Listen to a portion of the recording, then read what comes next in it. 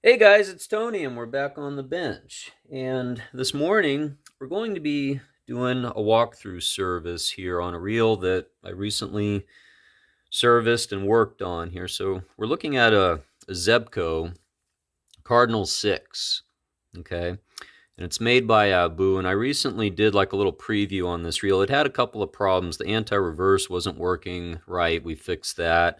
And then it also developed a problem where the spool was bottoming out on top of the main drive shaft. You could just hear it just kind of scrape and rub, and bottom out on the top of the shaft. And so we also were able to remedy that problem. And I'll talk a little bit about what we had to do to fix that. Okay, but this reel, people might wonder, why does it say Zebco by Abu? Well, the answer is relatively simple. The short version is Abu needed an American distributor because Abu is from Sweden, but they wanted an American distributor to distribute their products, and Zebco happened to be the choice for that at the time. There's a lot of history that you can read about that online, actually. But this reel is made in Sweden. It's stamped both here with the emblem, classic of Abu products, and then product of Sweden is also stamped down here with a serial number. So, these are sought after reels. These were designed for saltwater, okay? Saltwater reels.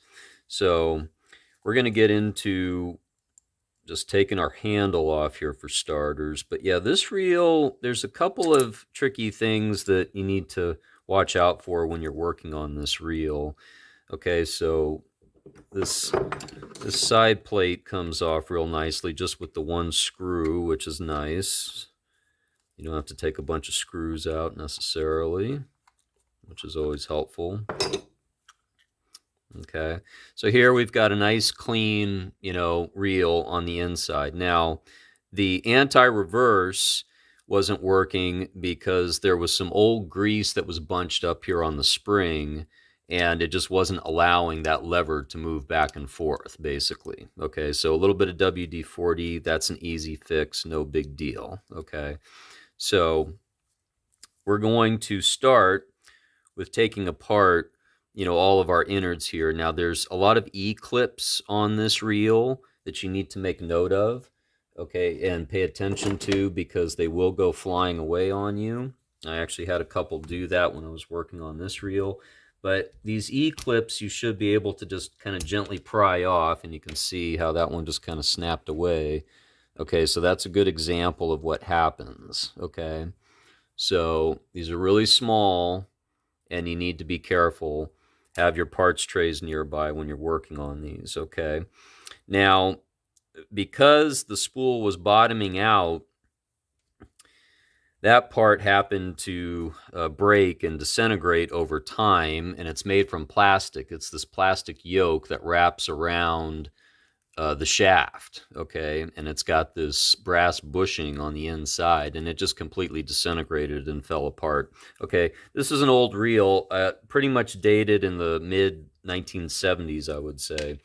I lucked out and I was able to acquire this same part on eBay, so that was helpful, but it did cost a few bucks. I think it came from like British Columbia, I think, somewhere.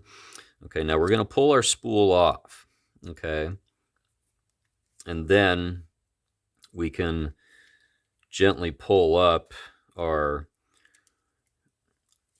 main drive shaft here and put that off to the side.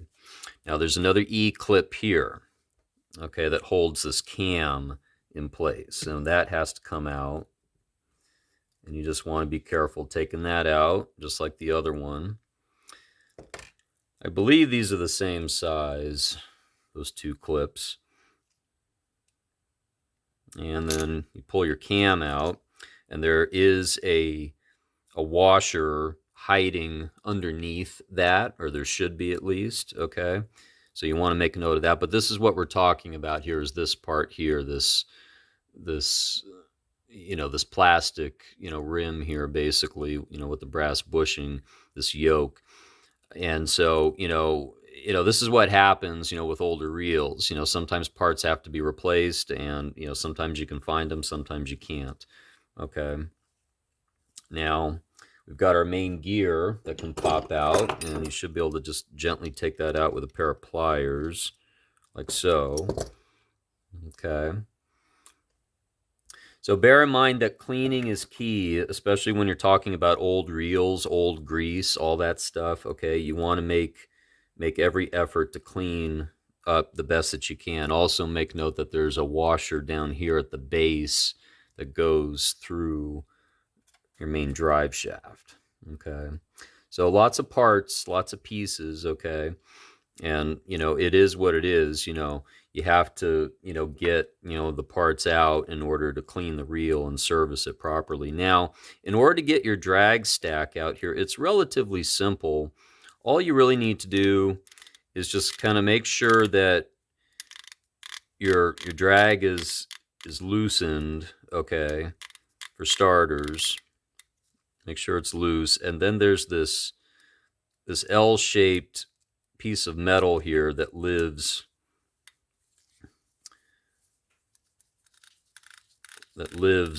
in the crevice here, in this cavity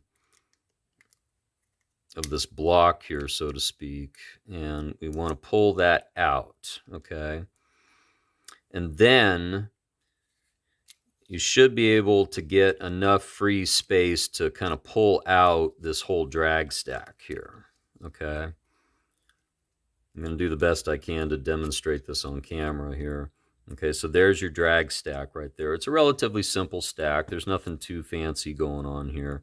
So we've got the metal, the drag, another metal, and then there's a spacer washer that's on top of this plastic ratchet gear. Okay, and so you want to clean up all those parts, obviously. Okay, I'm going to put these off to the side here for the time being. Okay, you don't have to necessarily take the rest of this apart. You can take this part out if you wish. You don't have to take the knob off necessarily, but if you wanted to, that's the screw for it, and you take that out.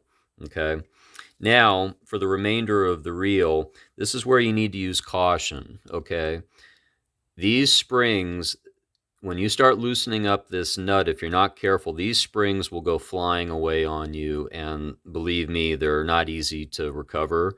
And you can find some replacements on occasion, but it's hard.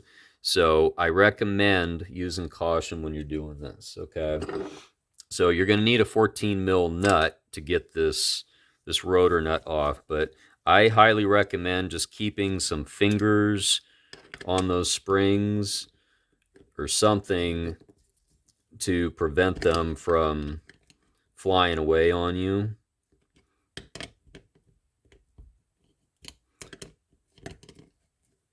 Because once you start loosening this up, a lot of different things can move around.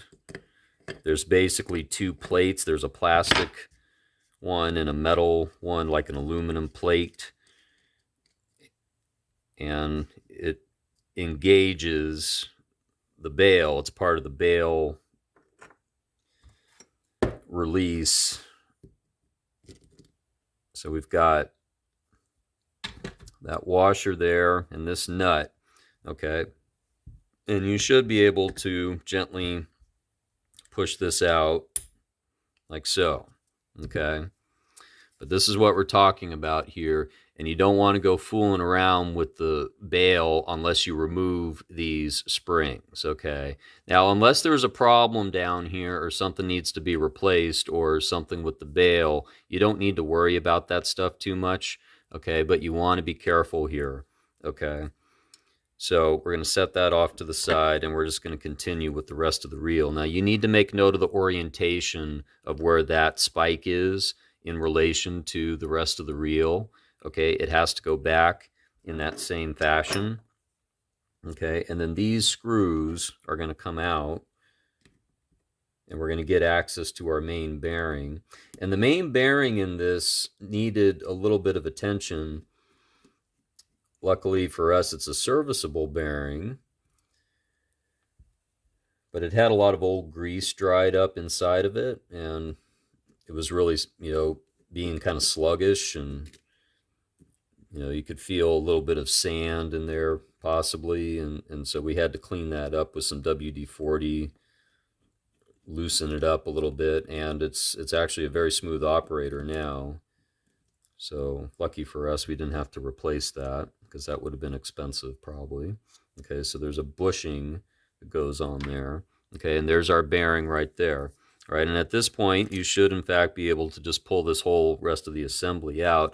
And that's the whole reel. You don't need to take this out unless that spring is broken or busted or it needs to be replaced or something, this lever or whatever. There's no need to remove that, but if you needed to, that's the screw to take the part out with, okay? So fairly simple, okay? And then there's our bearing and our pinion gear. Now, as far as the bearing is concerned, I'm not going to do this in the video, but I've got separate videos on how to service these ball bearings, okay? And in this case, it was possible because it's got the shield on the top here, and it's got the ring, the C ring here on top. And if you pry that ring open, then you can get the shield off and then clean up your bearings in there, okay? But you can check that out on the YouTube channel. I've got a couple of different videos on that topic, okay? But now, assuming that you've taken all this apart, you want to clean all these surfaces. You used WD-40, toothbrushes, Q-tips, household Q-tips. Clean all these crevices and everything out. Get all the old grease out of there, okay? And get it prepped, for reassembly, okay? And that's basically all you need to do here is just, take the time to do that cleaning. I've already done that, so I don't need to do it again. Use 4-0 steel wool on all these metal parts here, all right? And then when you're ready, look at these gear teeth. Use the toothbrushes and brass wire brushes such as this and get all that old grease and dirt and grime out, okay? Get those surfaces really nice and clean, okay? And then when you're ready, you just go back in the reverse order is all you really need to do, okay? So we've checked all this. We've checked our bearing. We've got some grease here. I'll demonstrate, I'm using some Penn Precision Blue grease here and just adding some of that to the gear teeth here. Nice fresh grease, okay? And also with the bearing, as far as the bearing is concerned, you want to check it and make sure it's spinning freely. If it feels rough and it's spinning, well, you might need to service it or you might just simply need to replace it, okay? And, you can find replacements, and, you can do the measurements of the bearing if you have to and get a aftermarket replacement. Okay. But once you're done with that, you basically just go back in the reverse order. Okay. I always like to put a light film of oil inside of here to prevent any rust buildup with this bearing. Okay. Because that does have a tendency to happen a lot. You get rusted bearings in there. Okay.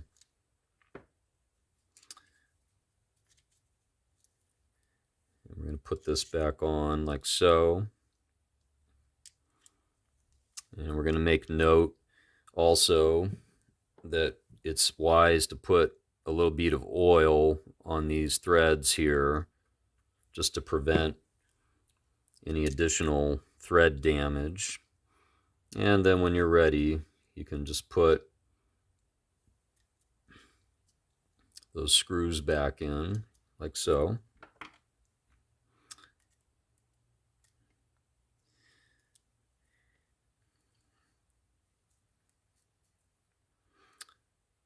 One by one, get those threads turned up.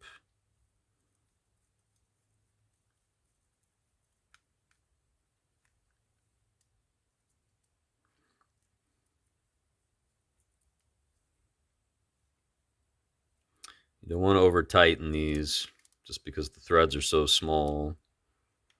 So just take your time with that. Okay. And now, okay, and what you need to do when you're placing this, keeping your hands and fingers, from preventing those springs from flying, you have to just gently apply some tension and push out on this plate right here to get it to line up with your pinion shaft, okay? Not the easiest thing to do, so just use caution and take your time doing it, because you don't want to see those springs go flying away on you, okay? And then put your rotor nut back in place with the washer underneath. And give it a few turns just to keep it in place.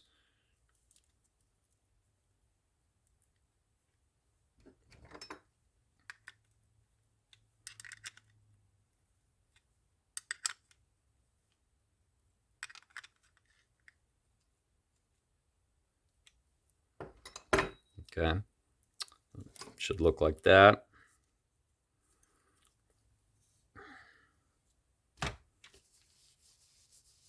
Then you're ready to look at your main drive shaft here. Clean it off with some 4-0 steel wool. Make sure it's a nice, clean, smooth surface, and then apply that blue grease up and down that whole shaft there, basically.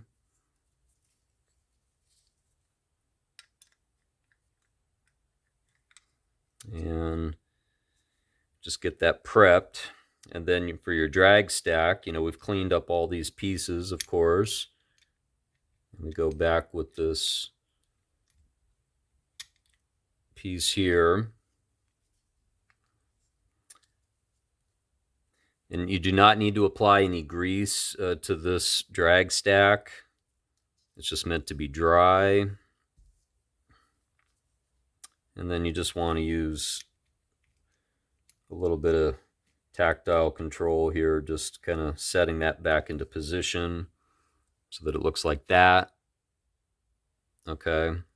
And then you put this piece back in, and that supposedly just kind of locks and holds that and prevents it from coming loose to the point where those parts come out. Kind of an interesting design. Okay. Also make note that you do have this brass washer here that was hiding down here at the base, and that goes on the back of the main gear.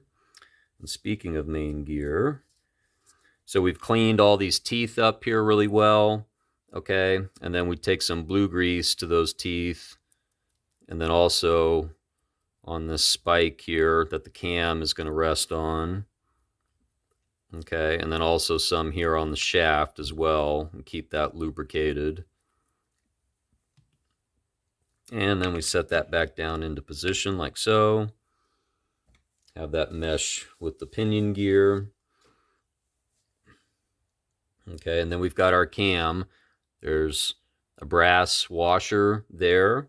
Okay, want to make sure you don't lose that, and put that on top there. Okay, and then we've got our cam. It goes on with that yoke that we replaced. And we're going to slide this down into position here slowly. And sometimes you have to make a little adjustment here just to get this lined up just right down there at the base, but then you should be able to adjust so that you can push your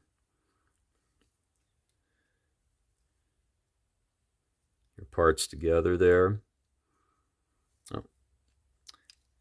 And I almost forgot that there actually is a washer here that goes there. I did download the schematic for this before I started working on it. Unfortunately, it's pretty hard to read, but I do recommend doing that on any fishing reel that you're working on.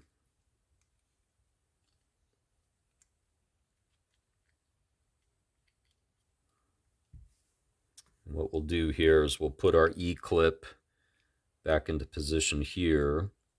Sometimes you can get them back on with a little bit of finger pressure. In this case, I think I'm going to use a pair of needle nose pliers. Just be careful because you don't want to see these go flying.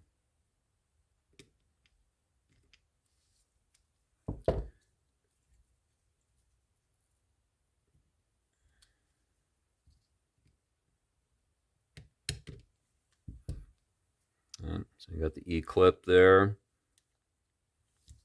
And we just need to get this yoke in position here.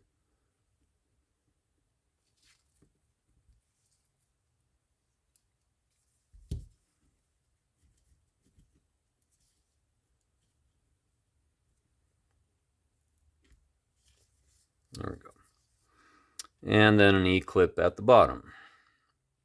And this one that goes at the bottom is sometimes a little tricky to get back in place.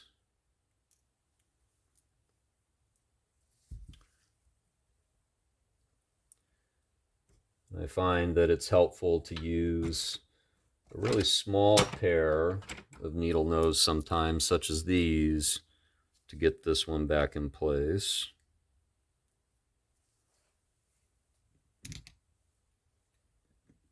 Or sometimes a flathead screwdriver also works. I can't remember which one actually did the trick for me. I think in this case the flathead screwdriver might win. Yep. Okay, so that's the finished product on the inside, and we're just going to top it off with a little bit of extra blue grease here. It's not going to hurt anything. Okay, and then a little bit more down here at the base. Let that work its way in there. Okay.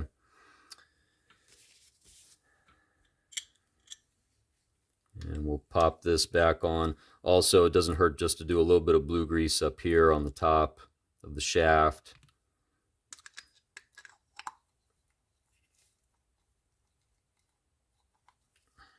Okay, and then a little bit of real oil on the screw thread is helpful. And put our plate back on.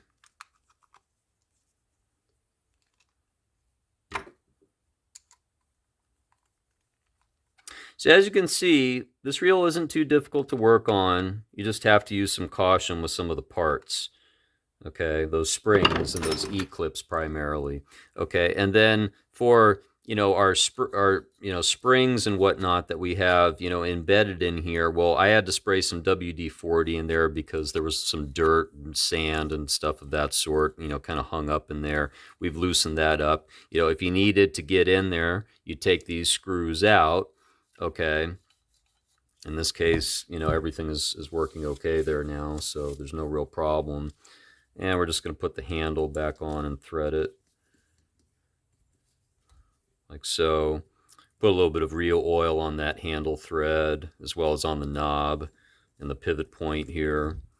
Okay. So as you can see, we've got a nice smooth operator. Anti-reverse is working good. Bale fires real nice and smoothly as it should. So there you have it. That is the Zebco Cardinal 6, all serviced and ready to go. And thanks again for watching. This is Tony with Back on the Bench. If you liked the video, please do give it a thumbs up. If you'd like to see more, please make sure you do subscribe and hit the notification button. That way you will get all the updates as to when there are new videos being posted, and there's going to be quite a few more coming out shortly. So stay tuned for those, and we'll see you next time.